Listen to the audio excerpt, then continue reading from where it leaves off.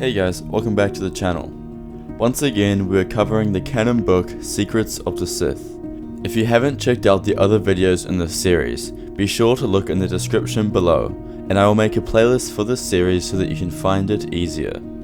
Okay, so in today's passage, we are covering a section where Palpatine speaks about Dooku. He says, "With Darth Maul seemingly slain, I found myself in need of a new apprentice.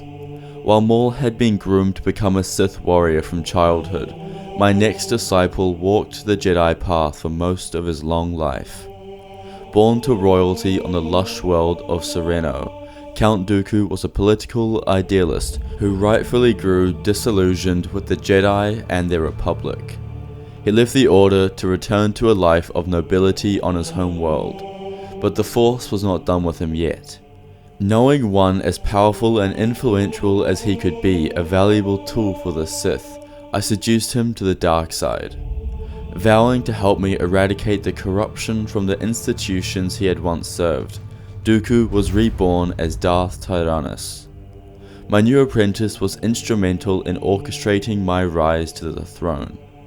It was he who led the Separatist threat, cementing my power within the Senate. And it was he who oversaw the creation of the clone army on Kamino. Lord Tyrannus played his role well throughout the Clone Wars, spreading lies and mistrust while doing my bidding. But Dooku had schemes of his own, training secret apprentices in preparation for the day he would claim my power for himself. With betrayal on the horizon, his death delivered at the hands of his replacement, Anakin Skywalker, would prove far more useful to me than his life.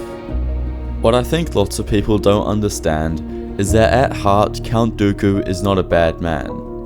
As a Jedi, he was one of the most respected members who trained some good individuals such as Qui-Gon Jinn.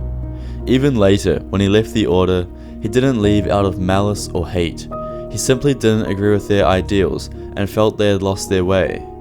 He had no intentions of joining the dark side, but when Palpatine approached him and essentially manipulated him, saying together they could fix the galaxy and that their ideologies aligned, well, he loved that and he joined him.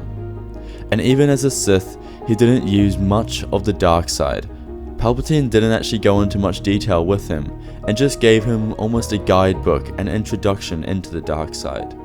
Dooku relied on using all aspects of the Force, including the light.